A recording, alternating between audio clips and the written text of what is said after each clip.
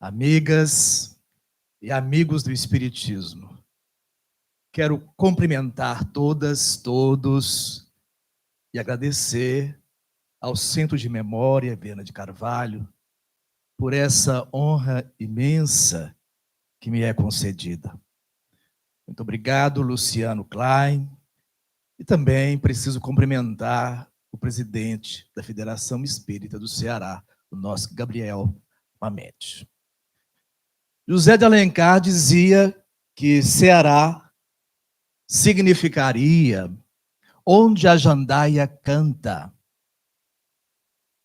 Mas, seguindo as pegadas do meu irmão Luciano, em busca de outras opiniões na história, ouvi dizer também que seria uma formação da matriz indígena, Dzu com Erá, para falar das águas verdes.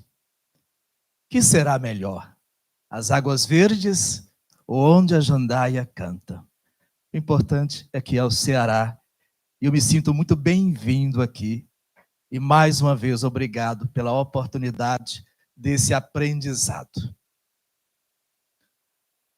Os romances são coisa antiga.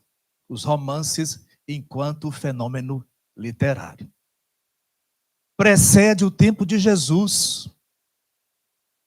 A partir da poesia épica, os gregos idealizaram a narrativa complexa, uma narrativa que trouxesse um enredo com muitas tramas, que oferecesse uma espécie de fenômeno muito curioso que não existia antes na literatura, que eles chamam de autenticidade da cor local, que vamos explorar um pouco hoje nos célebres romances do espírito Emmanuel, por Chico Xavier. Um destaque: Chico não psicografou outros romances. Por que será? Nos parece que há um indicativo para que o nosso movimento se concentre especialmente nesse roteiro dos 5 que vamos analisar de alguma sorte nesta tarde. O romance histórico, por sua vez, é jovem. O romance histórico aparece no começo do século XIX. O primeiro veio de um autor escocês muito famoso e um dos parâmetros do próprio José de Alencar para escrever, chamado Walter Scott. Em 1814, ele publicou Waverley, um romance histórico ambientado com a cor local da Escócia. Observemos que o romance, portanto, é um gênero literário que precisa apresentar alguns aspectos para que assim seja considerado. Um enredo completo, trama central, tramas paralelas. Há de haver a interação entre os personagens do enredo e algum fato histórico notável e relevante para a nossa humanidade. É a entrosagem entre personagens e a hora histórica que caracteriza um romance histórico. Então vejamos, em 1866, Leon Tolstói publica Guerra e Paz. É havido como o mais importante dos romances históricos, o mais monumental. Ocorre que em 1941, em Pedro Leopoldo, Chico Xavier começa a psicografar Paulo e Estevão. Soberano até o ano de 1941, Guerra e Paz é uma obra notável. Nós temos personagens fictícios dentro da Rússia, a Rússia que vai ocupada por Napoleão Bonaparte. Então nós temos muitas descrições do conflito, dos personagens históricos e a interatuação dos personagens fictícios. Os romances de Emmanuel são classificados de romances históricos também do ponto de vista do fenômeno literário, porque neles tudo isso acontece. Mas normalmente nós gostamos mais são dos romances de aventura. Também outra criação do século XIX. A Ilha do Tesouro, As Minas do Rei Salomão. Porque no romance de aventura, a busca é por entretenimento. Nós queremos deixar essa faixa em que vivemos e mergulhar num mundo exótico, com pessoas com qualidades especiais, portadoras de qualidades do ponto de vista humano, mas também da força interior, capazes de transformar as adversidades à luz de muito heroísmo. Outra forma de romance, também idealizada no século XIX, os romances psicológicos, destinados a perscrutar a alma humana. Em 1830, vem aquele que nós consideramos o invencível, O Vermelho e o Negro de Stendhal. Le Rouge et Noir. Aquela época não se falava em psicologia, se falava em filosofia. A psicologia era uma expressão usada dentro da filosofia. Não era uma ciência autônoma para o que nós vamos conquistar espaço apenas no final do século XIX. E nessa preparação para o advento da psicologia, nos parece que o mundo espiritual enviou artistas da palavra que tinham dom de mergulhar nas almas, como era o caso de Stendhal. O outro romance psicológico muito notável, Crime e Castigo, Dostoiévski, pelos anos de 1886. A alma humana é então esquadrinhada. O que queremos dizer é que os romances históricos de Emmanuel são, sobretudo, romances psicológicos.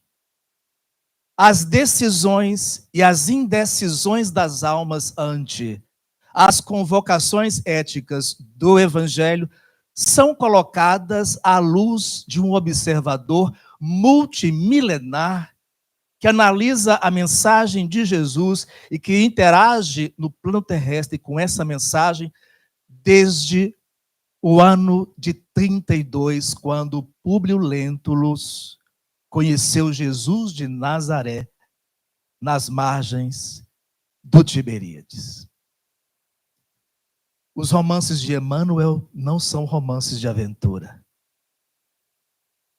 Não podem ser lidos em busca de entretenimento, de um despojar da realidade e mergulhar em outra para a gente passar um tempo diferente. São verdadeiras aulas de história, mas o foco não é historiar o passado.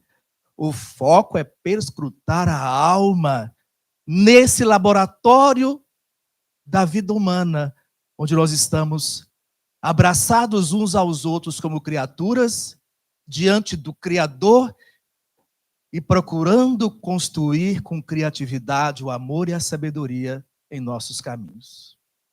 O romance histórico, ele precisa de uma temporalidade, uma ambientação.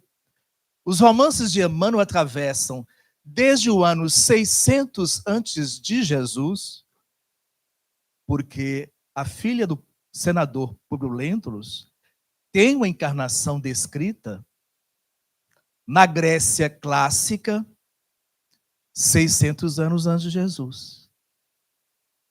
E o último personagem enfocado pelos romances vem à Terra, Alcione, no final do século XVII, entre a França e a Espanha. Então, um leque histórico de mais de 2 milênios, onde o homem, a verdade, a bondade, o ódio, são escrutinados a partir desse observador muito particular da história, que é o Espírito Emmanuel. A autenticidade local pede, então, descrições sobre ambientes, costumes, vestuários, instituições e outros. No movimento espírita existem colegas nossos de tarefa doutrinária que pesquisam a comprovação dessas descrições sobre os ambientes, os costumes, os vestuários, os idiomas, as expressões de época, para positivar o fenômeno mediúnico Chico Xavier. Obviamente que um médium, para produzir isso, não é só um médium psicógrafo. O médium psicógrafo é um termo genérico. Chico Xavier era especialmente um médium literário. Um médium cujas qualidades particulares favorecem com que ele filtre o pensamento do comunicante, mas que mantenha o padrão de alta qualidade literária do processo da comunicação. Nós podemos ser médiuns psicógrafos, porque é da lei, mas para ser médium literário, é preciso uma construção em vidas anteriores. Um processo de repetidas existências, onde o papel do livro e o amor à literatura fez parte do cotidiano da criatura. E Chico era não só um médium literário, mas era um médium literário poeta, prosador, contista, de várias modalidades.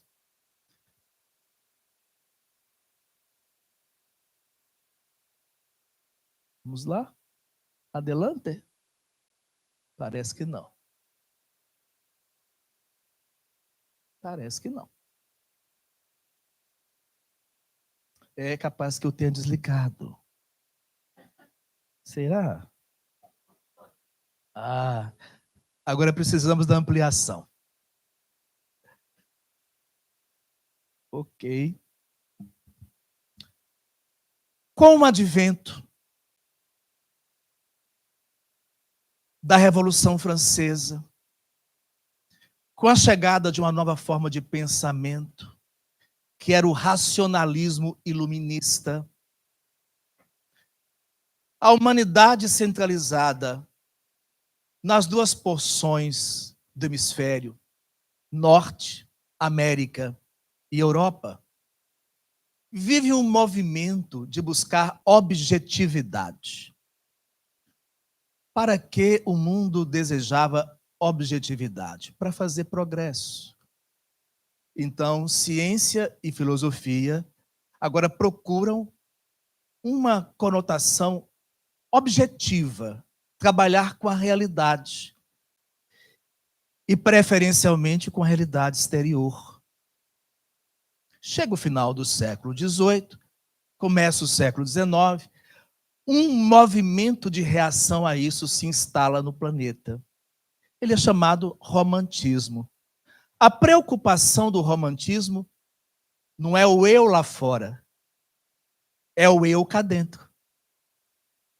É a busca de compreender a subjetividade, as nossas molas individuais que nos movem, os conflitos que experimentamos, os sonhos que nutrimos.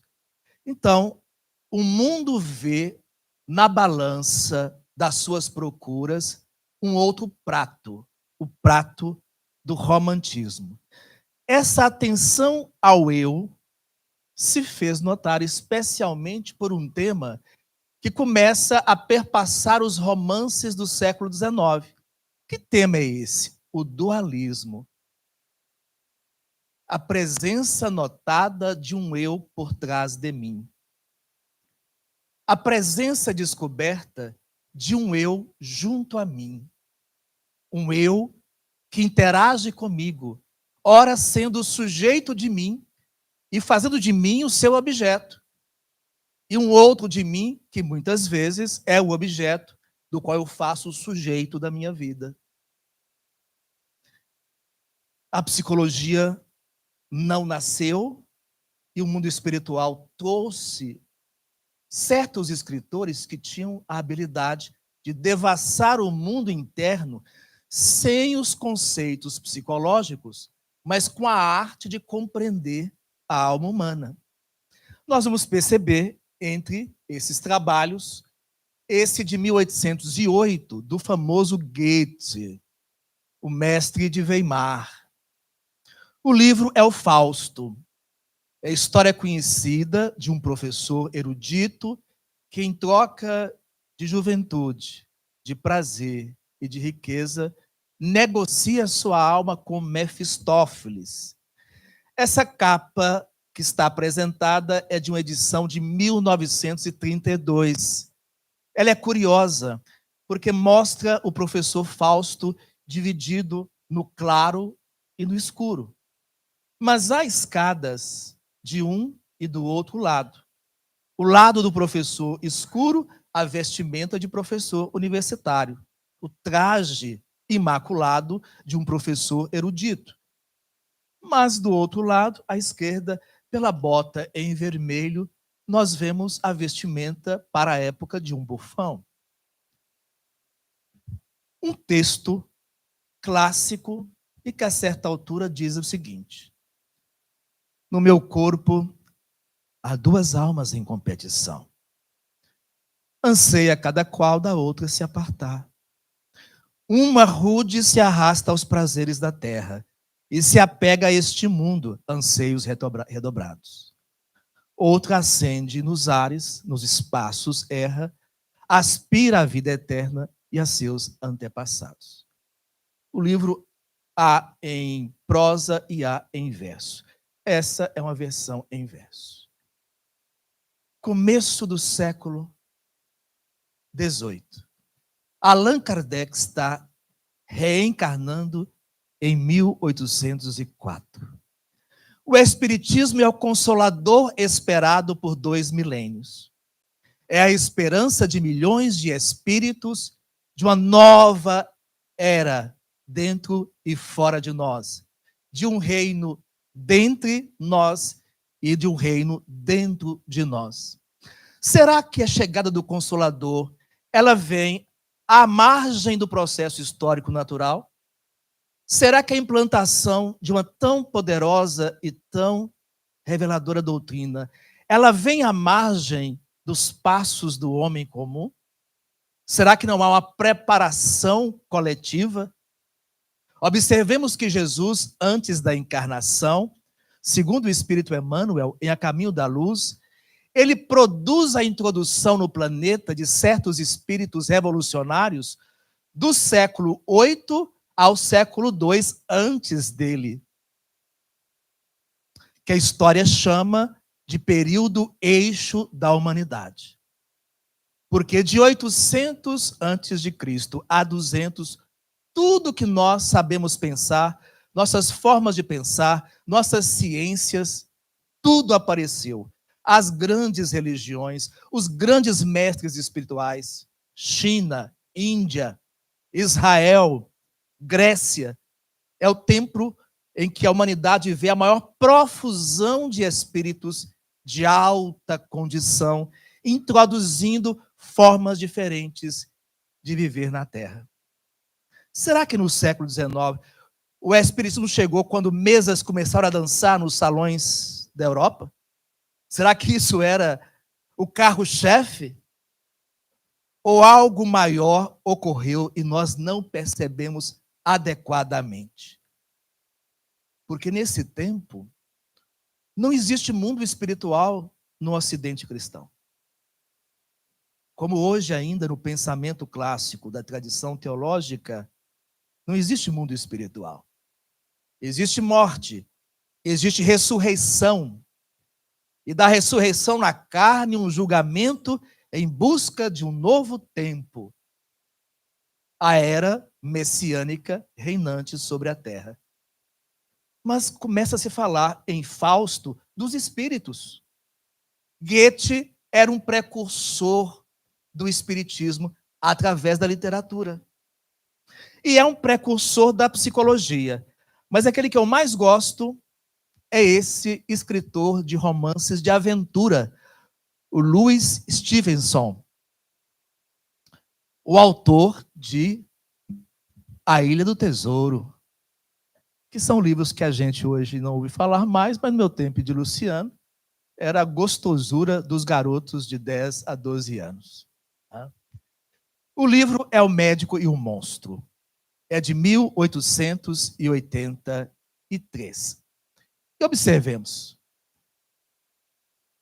O personagem, Dr. Jekyll, é um ilustre médico londrino que usufrui na sociedade londrina do status de grande filantropo, alma de escola.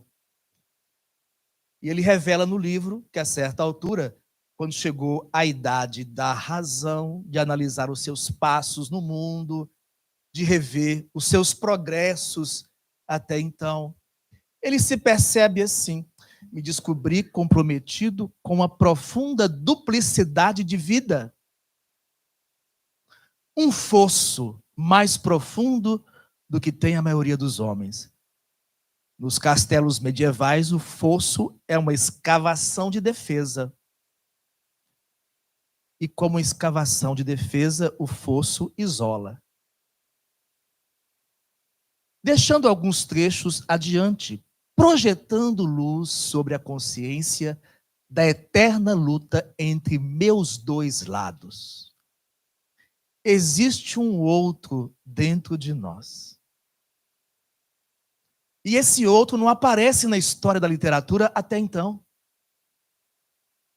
Essa contraparte íntima nossa, que dialoga conosco, que poderíamos chamar de o homem velho, num diálogo sedutor com o homem novo, ou com outras analogias, ele não aparece na história.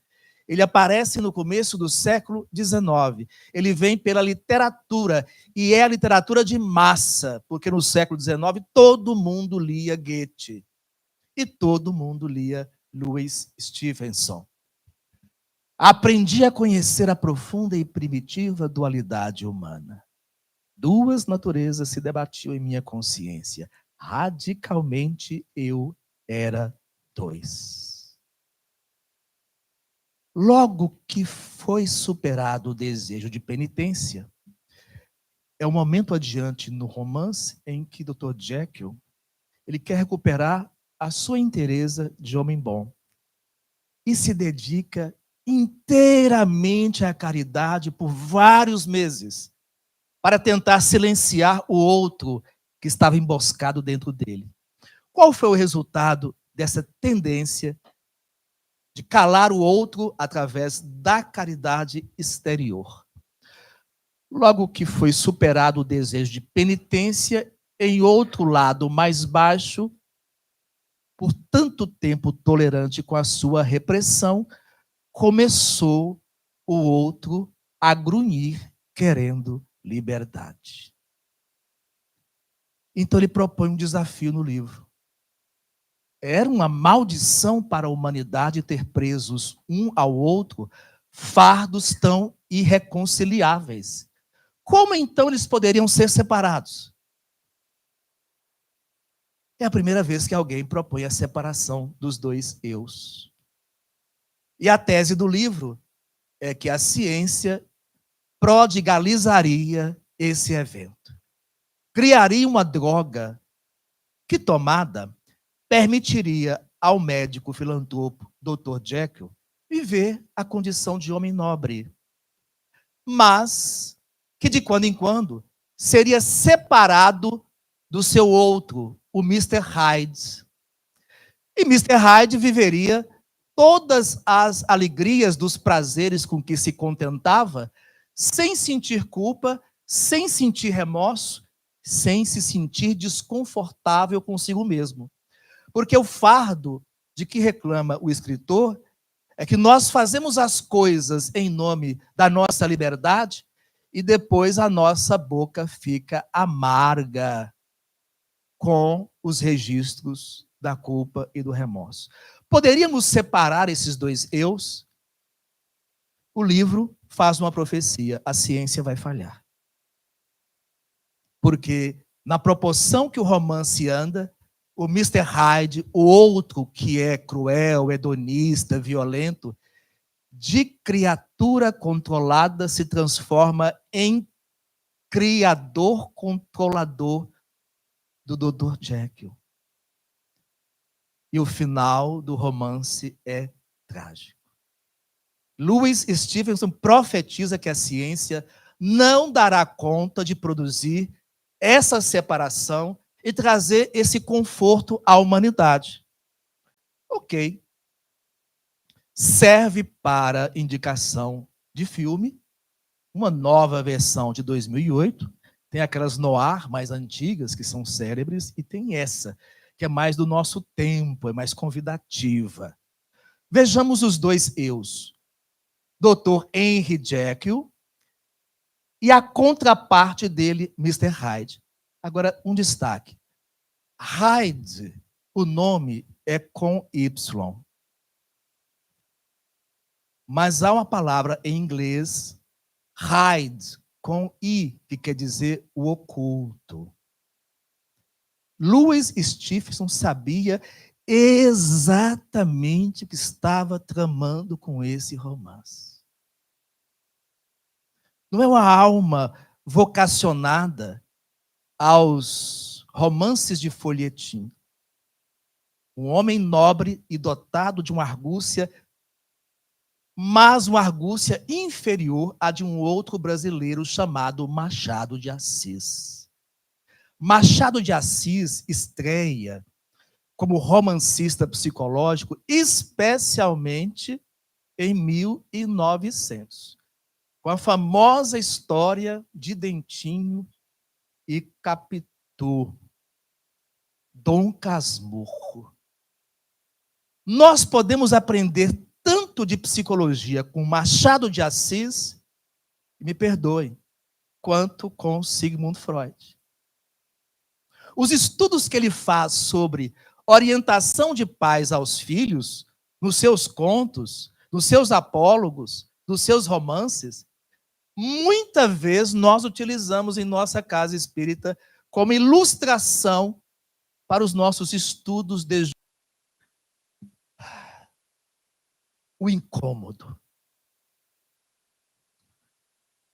A presença do outro em nós se manifesta com o incômodo. Querem ver um exemplo de incômodo? Na minha casa. Somos eu, Patrícia e 4 filhos. Patrícia é muito alegre, até causar incômodo. Tem 2 filhos, eu não vou nominar, porque, em respeito a eles, que falam assim: mãe, você me incomoda com a sua alegria. Chova pedra, chova canivete, ela tem um poder de recuperação do ânimo que nos incomoda, porque não são só 2 que não gostam desse lado dela.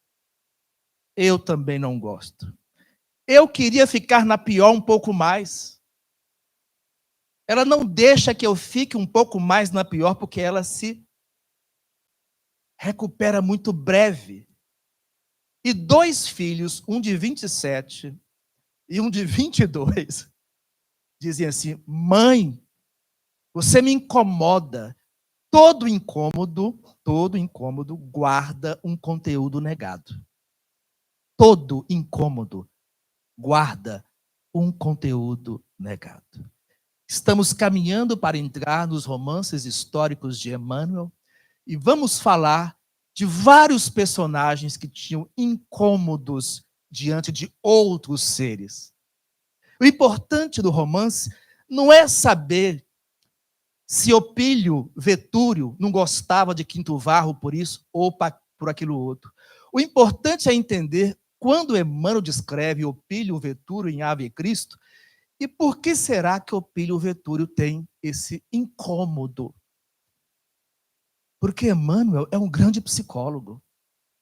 Senhoras, existe no capítulo 2 do livro Há 2000 anos um estudo de Calpurnia, analisando a personalidade do marido da sua amiga Lívia, Públio Lentulus Cornélius.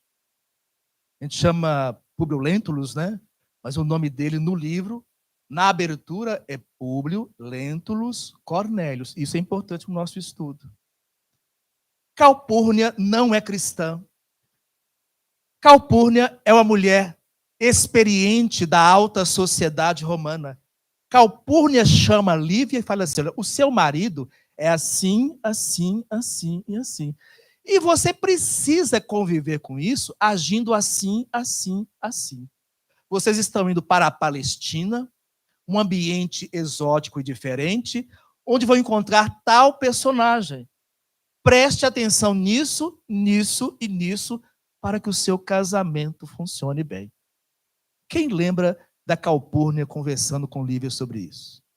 Não. A gente não lembra. Poucos.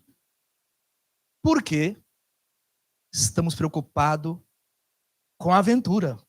E Jesus, e a descrição de Jesus por Públio Lentulus, naquele encontro notável do fim do ano 32, nas margens do Genezaré. Nesse capítulo 2, Emmanuel faz um estudo sobre a intuição feminina nas questões do lar.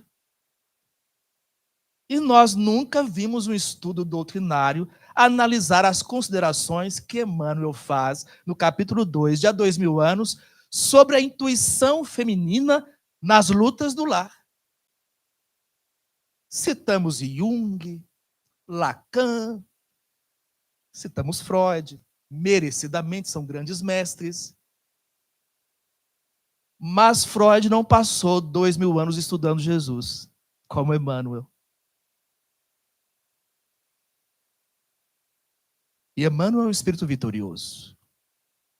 O mestre de Viena é um espírito em progresso. A obra é histórica de um modo de dizer. Ela é absolutamente um estudo psicológico de pessoas no enfrentamento das lutas humanas a partir da convocação que o Evangelho faz com cada qual de nós. Você tem incômodo, Fernando? Você tem incômodo? Incômodo, se algo incomoda, se alguém incomoda. O incômodo é um conteúdo guardado que está reagindo. Quem está incomodado? O outro por detrás de mim. Mas que sou eu, de um jeito diferente que já existiu e que hoje não precisa mais existir. Eu posso admirar, mas que bom que a minha mãe é tão alegre, que sustenta o lar com tanta fidalguia nos tempos bons e nos tempos difíceis. Como aprender a ser alegre como ela? Ao invés de querer silenciá-la, calá-la, inibi-la, porque é isso que a gente faz com ela em casa. Para, meu bem, você é alegre demais. Por que não querer aprender com ela? A melhor parte da educação não é aprender com os iguais, é aprender com os diferentes. O incômodo é uma expressão da dualidade. O Espiritismo veio ao mundo, as mesas se agitaram, Kardec debruçou sobre esses fenômenos, recolheu as leis que coordenam a vida material e espiritual do cosmo, e ninguém falou em dualismo na codificação? O céu e o inferno vai completar agora, em 1º de agosto, 160 anos. Parte 2ª, capítulo 7, Espírito endurecido, La Pommeré. La Pommeré é um comunicante espiritual que tem uma peculiaridade não vista em qualquer das comunicações na codificação e até hoje não estudada em nenhum outro livro espírita. La Pomeré morreu e não teve o sono reparador. Ao contrário, essa alma endurecida, com a aproximação, a morte e o pós-morte, apresentou uma lucidez estranha, desconhecida, onde ele percebe o outro eu simultaneamente aos pensamentos do outro eu. E o incômodo nele não é mais agora semiconsciente, é pleno. Ele está enlouquecendo, ele quer se esconder, ele quer mascarar os pensamentos, ele quer aparentar ser outra criatura, mas os seus pensamentos vazam e parece que são publicados pela tela do perispírito.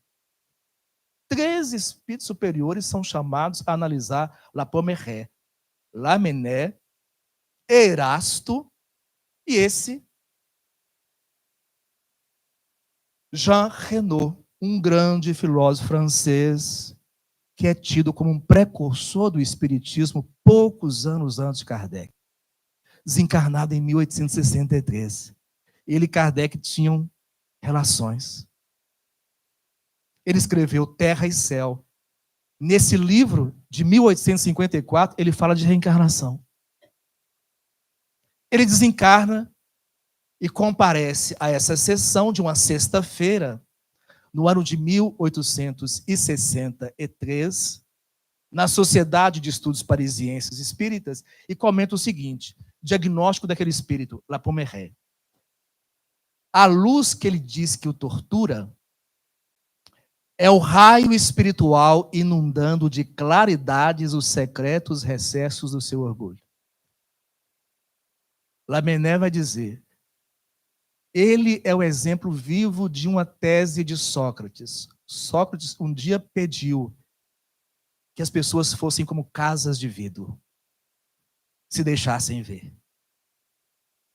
A expiação pós-mortem desse indivíduo é que ele é uma casa de vidro. Ele não esconde mais os pensamentos. É essa tortura que agonia o orgulho dele. Porque aqui ele vestia a máscara do Dr. Jekyll, do bondoso filantropo e médico londrino, e ninguém conhecia, no fundo, nos refolhos da sua alma, a presença do Mr. Hyde, do oculto. E agora ele está revelado. Ele não dorme, ele não descansa.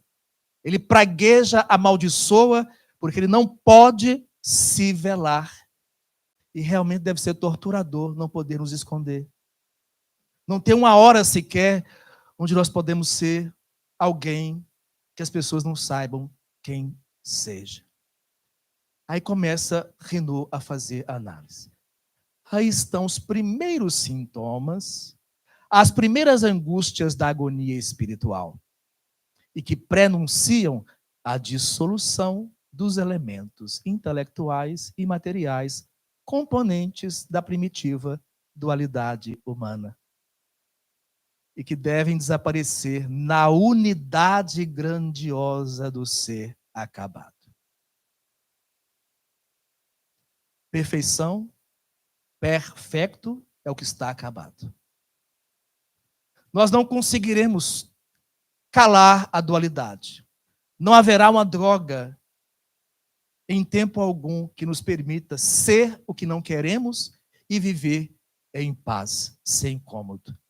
Não existe nada em nenhuma forma de terapia que concilie esses opostos que não seja passando pela unidade. Essa é a tese espírita para o problema da dualidade. A psicologia não existia e os romances do século XIX propuseram o grande tema. Nós somos romanticistas, cremos na importância do eu, que vale mais do que o que nós construímos como progresso, e queremos entender essa dualidade. Quem nos dá respostas? E vem os autores, os escritores, os filósofos, os sociólogos, os psicólogos, trazendo as suas contribuições. A contribuição espírita não é possível tirar de nós a dualidade, é preciso fazer com que um complemente o outro e nessa unidade nasça uma criatura nova. Causas da dualidade. Encontramos na codificação a explicação para esse fenômeno. Por exemplo, as naturezas espiritual e corporal do ser humano nos dão duas identidades. Paulo se lamentava daquele dentro dele que parecia falar pelas forças dos seus membros. O bem que eu quero, esse eu não faço. Mas o mal que eu não quero, este eu faço. E quem me tirará essa força de dentre os meus membros que me faz viver o que eu não quero realizar? A reação da consciência é a conduta, porque as leis de Deus estão escritas na consciência. Tudo que nós vivemos que nos afasta das sugestões das leis divinas na consciência provoca uma oposição, uma dissociação, afloramento de reflexos incondicionados. Todos os hábitos que foram construídos no passado, todos, estão dentro de nós, operando num sistema psíquico quase que autônomo. Os hábitos, segundo Emmanuel, são uma esteira de comportamento produzidos através dos reflexos que nós fomos acumulando naquele sentido. Queremos algo e outro algo fala mais alto dentro da gente. E, às vezes, a vida, no processo reeducativo, aproxima da gente pessoas ou provas e espelhos. Patrícia é uma pessoa espelho de alguns de nós na família. Nós não temos a alegria que ela tem. Nós sabemos disso. E não temos um impulso para mudar isso. Então a alegria dela nos choca. Ela não se rende e nós gostaríamos de nos render. Isso nos incomoda, isso guarda um conteúdo oculto. Quem é esse que não concorda com a alegria? Objetivamente eu concordo, subjetivamente, outra manifestação nasce em nós. E a obsessão espiritual. Joana de Ângeles, Em Busca da Verdade, capítulo 1, o ser humano e sua totalidade. Os dois eus. Um eu opõe-se ao outro. Um eu se opõe ao outro. Isso aqui, livro de psicologia nenhum já disse. Aqueles que passaram, claro, pelo meu conhecimento. E faz muitos anos que eu visito e estudo esse tema, dualidade. Um eu opõe-se ao outro eu em intermina luta interior. Um é consciente, vigilante, o outro é inconsciente, adormecido, que desperta acionado pelo seu oposto. Um se encontra na razão. Observemos esse ponto que é próprio de Joana de Ângeles, que não tem paralelo ao que eu saiba nas pesquisas humanas. Um se encontra na razão, ele se oculta na razão. O outro no sentimento, ou vice-versa. A não vigilância e não saudável administração desse opositor se apresenta como desvario, que impede o raciocínio lúcido e a presença da razão. Quando o eu que está oculto na razão, o sentimento fica aturdido. O sentimento fica aturdido. Quando o outro está escondido no sentimento, a razão fica sem lucidez. E nós vamos praticando atos que refletem esses desgovernos e estes desencontros. Então, voltando à ideia do Louis Stevenson, recordemos, Dr. Jekyll, o médico filantropo, Mr. Hyde, o reprimido, a contraparte íntima, hedonista, violento e cruel. Ano de 71 antes de Roma. Um homem ascende ao poder. Públio Cornélius Lentulus Sura, o bisavô de Públio Lentulus Cornélius. Quem lembra de como começa há 2000 anos? Públio tem um sonho desesperador que o leva a pesquisar a vida do seu bisavô, que foi estrangulado no dia 5 de dezembro do ano de 63, depois de compor uma revolução contra o cônsul da época, o filósofo Cícero. Cícero descobriu a traição, mandou prender Públio Cornélius Lentulus e, sem julgamento, o condenou à morte por estrangulamento. Ele foi estrangulado no dia do meu aniversário, 5 de dezembro. E no dia 5 de dezembro também foi o que Humberto de Campos desencarnou. Relação entre eles e mim? Nenhuma. Esse quadro de Cesare Maccari, um pintor, mostra o momento em que Cícero está denunciando Catilina, que é o candidato oculto ao governo do Senado, e de quem o nosso Emmanuel, encarnado como Públio Lentulus Cornélius, é um partidário. Na proporção que Cícero acusa, Catilina fica sozinho. Notem. Estaria o nosso Públio Cornélius Lentulus certamente junto de Catilina.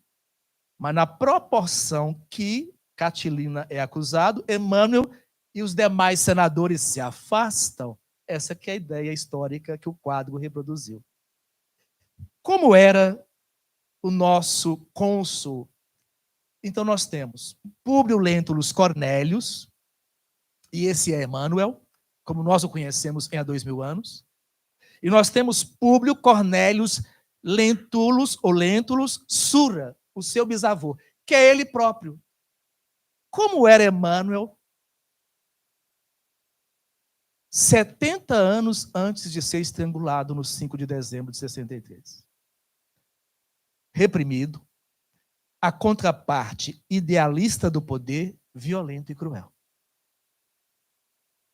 Como encarna ele a seguir, como o nosso Emmanuel, o de há 2000 anos? Idealista da justiça. Idealista da justiça. Estudioso dos processos, procura as provas para conduzir o seu trabalho como magistrado no Senado, culto, muito instruído, justo. É desse pedestal da busca por justiça que ele tem parâmetro para entender, perto do ano 76, a presença de Jesus na sua vida e se converter ao cristianismo cerca de 3 anos antes da desencarnação, no ano 79, junto ao Vesúvio. Todos nós temos essa história. Qual é o nosso patamar de retomada da vida sadia? Emmanuel não foi a religião, não foi a filosofia, foi o direito. Corrupto, acusado e extirou do cargo de cônsul por apropriar-se de verbas que não lhe pertenciam, torturador de inimigos, implacável adversário, luta para ser justo nos processos de Estado. E nós, qual é o nosso patamar? Para muitos de nós chama-se espiritismo. A nossa correção do destino, para muitos de nós, é através da vivência sã em o espiritismo.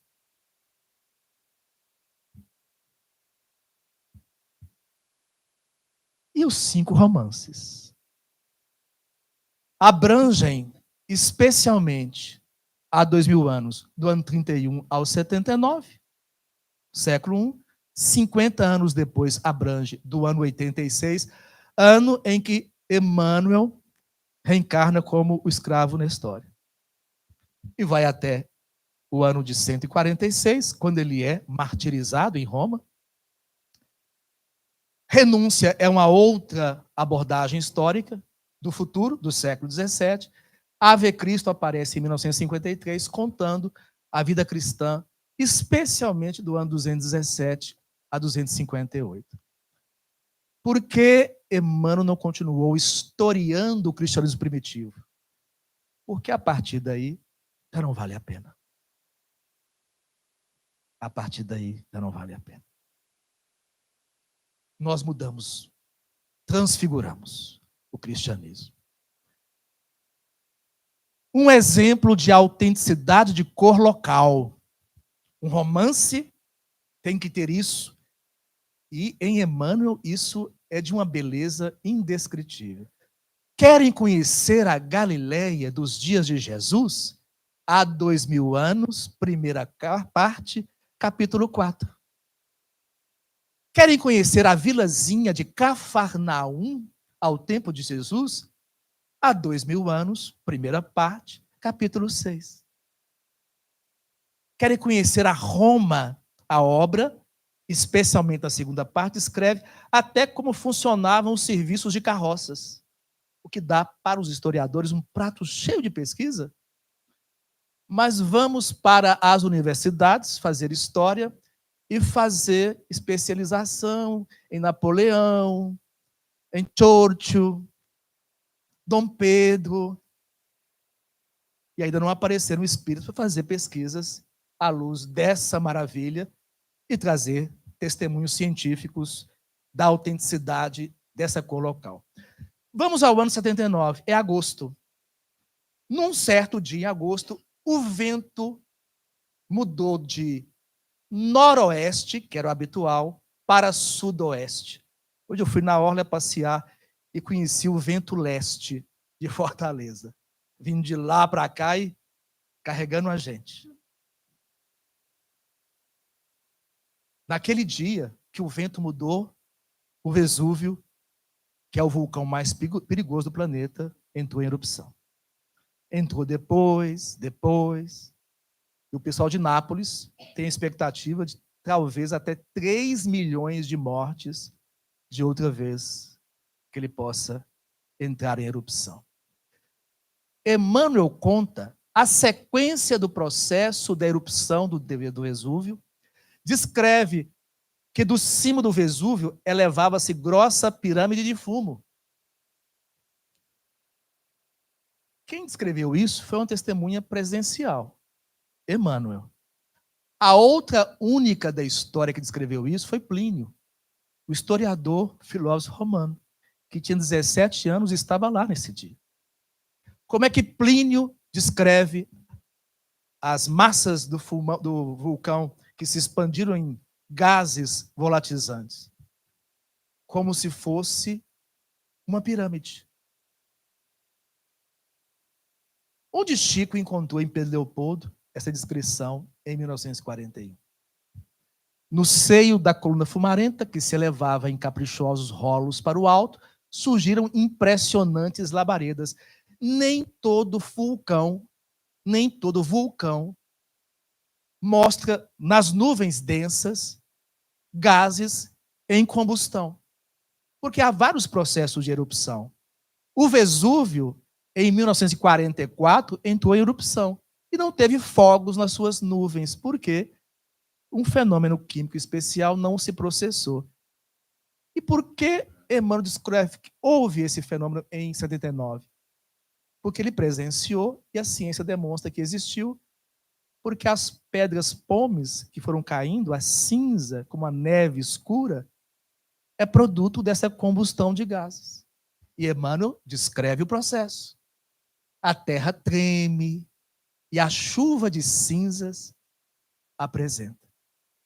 É um roteiro que a ciência hoje avaliza enquanto narrativa da erupção do Vesúvio. E por que hoje? em função das escavações de Pompeia, que são recentes, que são de poucas décadas para cá.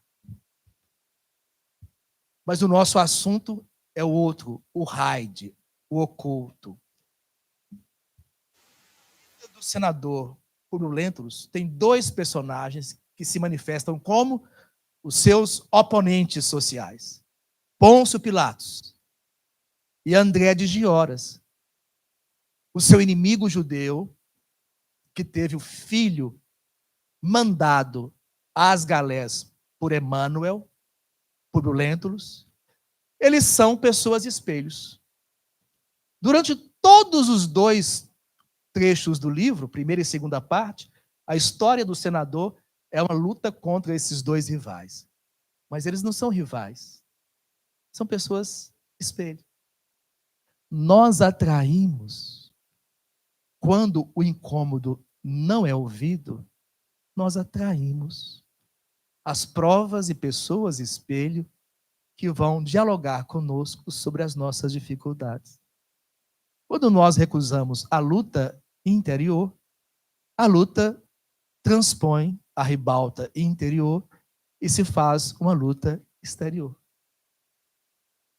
Foi muito importante André de Gioras e Emmanuel chegarem a um consenso no final da vida. Não são espíritos em redenção, pelo contrário.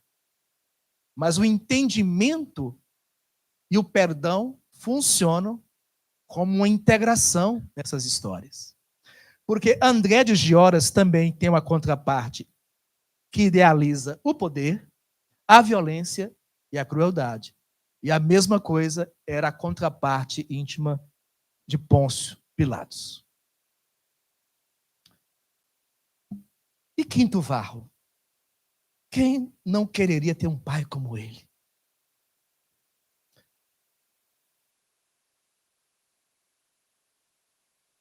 Quem não se emocionou assistindo Procurando Nemo? Quem não queria ter um pai como o pai do Nemo, que enfrenta os oceanos para nos ajudar, que renuncia a tudo? Tassiano, personagem de Ave Cristo, teve um pai assim. Mas alguns séculos antes, quem era Quinto Varro? Em recuados séculos, confidencia o seu mentor Glódio. Combatia a favor do mentiroso poder humano, adquirindo aflitivas desilusões. É Quinto Varro. Aquele campeão do cristianismo das Gálias, do final do século II e começo do século III. Aquele que é o irmão Corvino Menor, que foi entregue à vida cristã pelo irmão Corvino Maior, que era Bezerra de Menezes. Aquele homem que deu 2 vidas por amor a um filho, para trazê-lo da sombra a caminho da luz. Séculos antes, era o porta-bandeira do ideal de dominação política. Não hesitava em submeter os semelhantes pela força, a fim de alcançar os objetivos de vaidade e orgulho pessoais. Mas agora, diz Clódio, em legítimos combates consigo mesmo, expurgou sentimentos e redimindo-se e santificando-se em longa e porfiada ascensão. Qual era a plataforma de correção do destino de Quinto Varro? O cristianismo. Qual que é a nossa, ou de muitos de nós?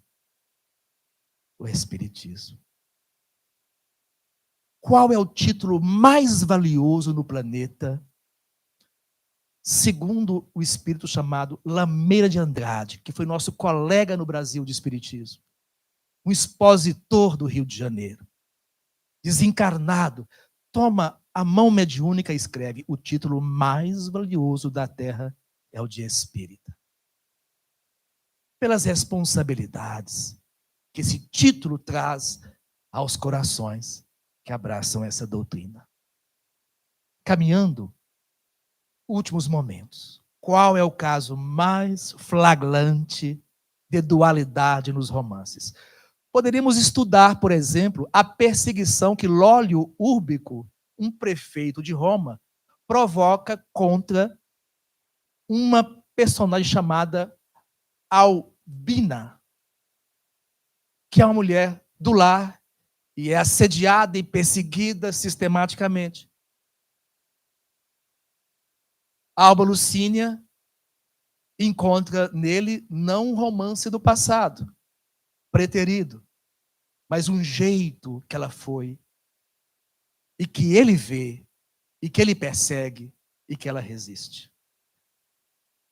Mas Paulo e Estevão é o conflito mais pungente de toda essa obra. Saulo é um jovem de 30 anos no ano 35. Ele nasceu perto do ano 5. Nasceu em Tarso, fora de Israel, estudou em Tarso com grandes professores gregos e foi estudar com 15 anos em Jerusalém.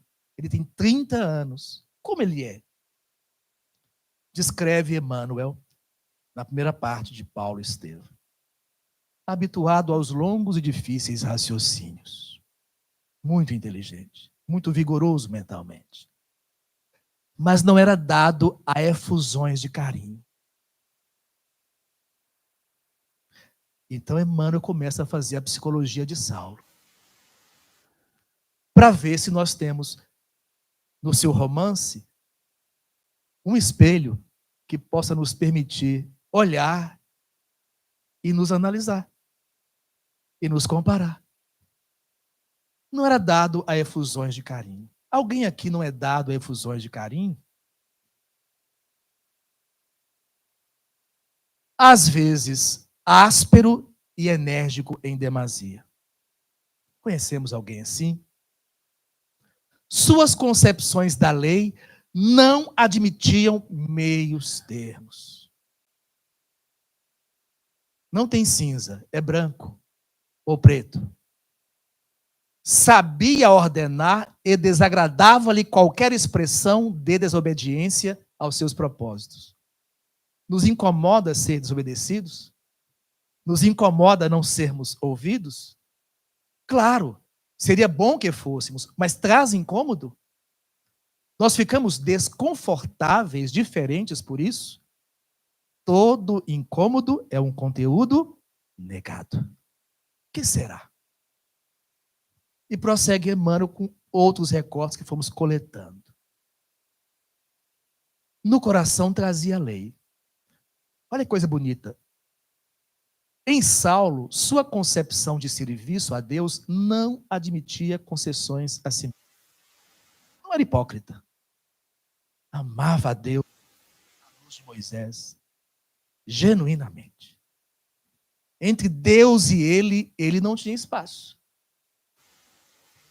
Que ele via e compreendia à luz de Moisés.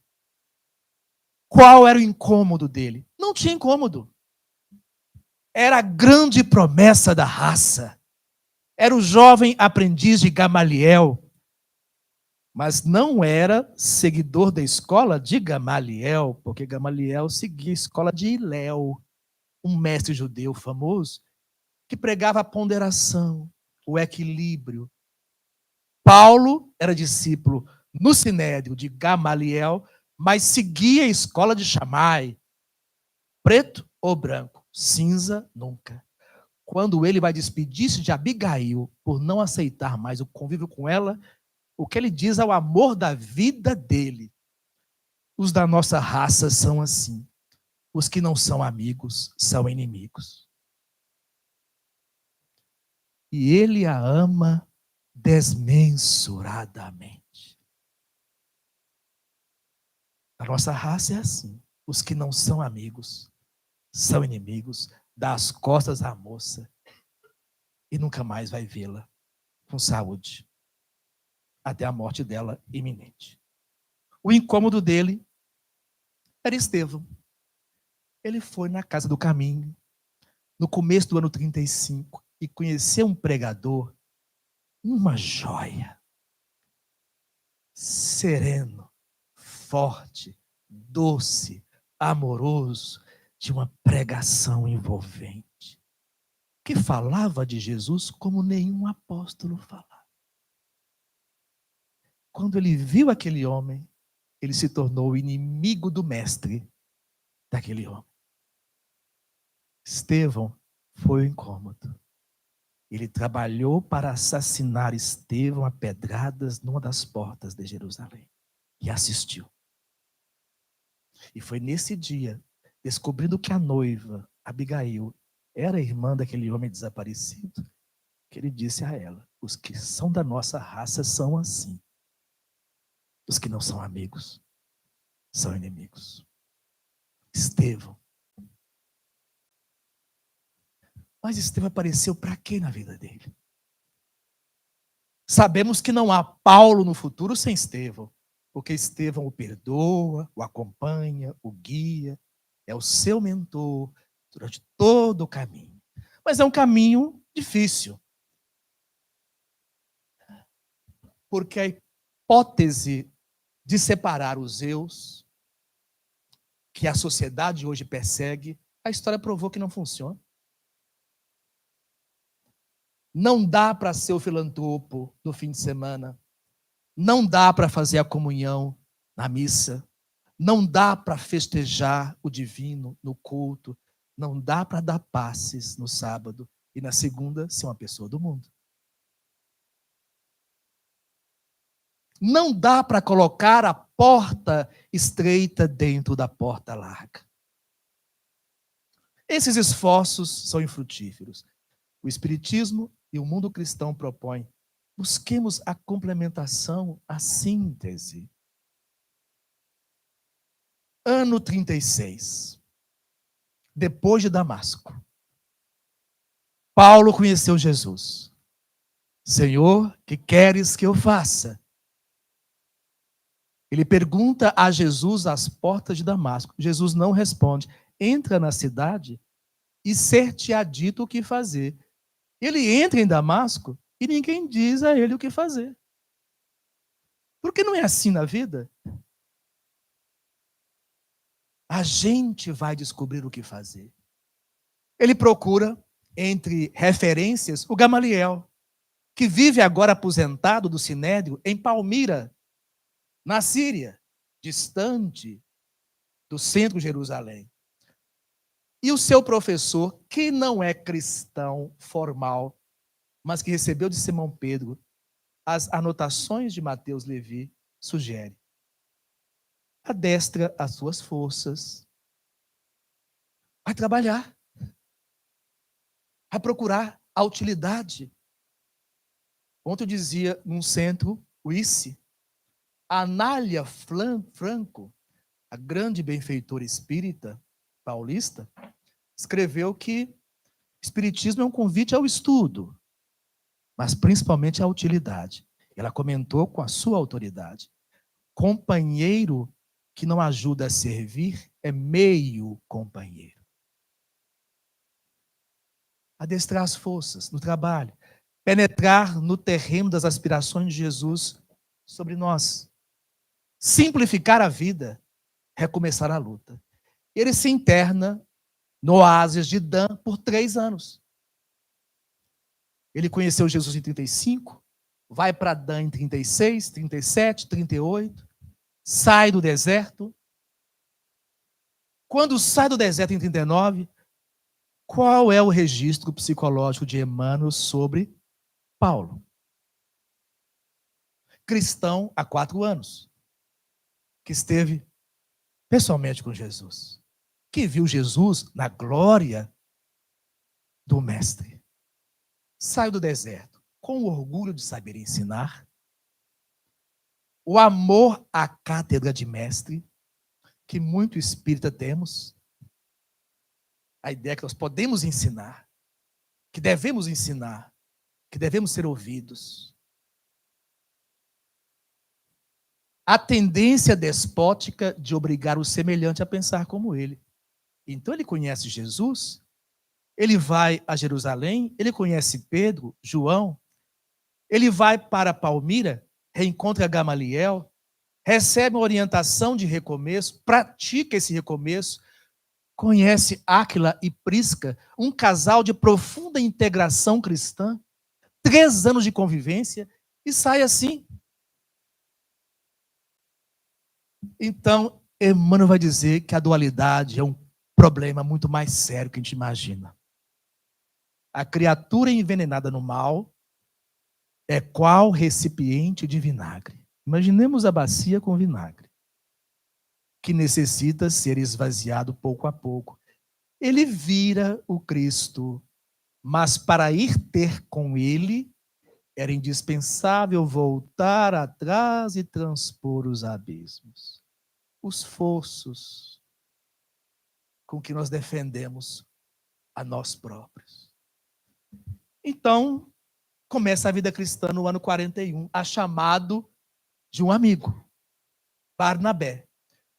Vamos ao ano 56? Como seria Paulo no ano 56? Ele já é um grande missionário. É o ano mais ou menos em que escreve a carta aos Romanos, que é a espinha dorsal do seu pensamento. Como ele é, diz-nos Emmanuel, marcado ainda por algumas tensões, como a preocupação de zelar por sua autoridade. Tendência despótica a obrigar o semelhante a pensar como ele. Vinagre não está esvaziado. Dureza diante daqueles que não aceitam o que ele chama de seu evangelho. Quem lê primeira carta aos Coríntios, segunda carta aos Coríntios, não reconhece propriamente Paulo de Tarso como podemos conhecer numa leitura de conjuntura. Severo, combatedor, agressivo. E então, chega o ano de 64. Nenhum missionário cristão pode ser comparado a ele. Nenhum missionário cristão pode ser comparado a ele, seja pela grandeza da tarefa cumprida, seja pela extraordinária energia e imensos sacrifícios exigidos para a sua realização. Isso é Saulo. Isso é Saulo. É Saulo dentro dele. Genuíno, honesto, casto, devotado verdadeiramente à causa. Onde aparece Estevão? Devotamento incomparável à tarefa e às suas comunidades. Condutor de almas profundamente cuidadoso e generoso. Viva Paulo de Tarso. Somos Paulo em construção. Mas precisamos conversar melhor com esse outro, esse oculto, que boicota os nossos sonhos de renovação. Disseram: perdoa-me, Senhor, se estou cansado dos meus sonhos falidos. Estrada, estrada, nas muitas quedas dos meus tempos idos. Jesus, se ainda posso despenhar-me na treva que o passado me envolvia, que a tua previdência me desarme qualquer inclinação à rebeldia. Se ainda posso afundar-me em desalinho, replantando ilusões para frutos amargos, não me deixes a sós nos passos do caminho. Conserva-me no chão dos meus próprios encargos. Se agindo ou pensando estiver a ferir, nos gestos sem razão de que ainda me valho, guarda-me no dever, sem meios de fugir à bendita escravidão do trabalho. Quando vacile ou tente desertar da luz bendita com que me renovas, não me deixe sair do meu justo lugar, mesmo a custo de crises e provas. Despoja-me, Senhor, da sombra que me enlaça. A minha teimosia chega ao fim. Consente-me entender o que queres tu que eu faça. Ajuda-me, Senhor, a esquecer-me de mim. Muito obrigado.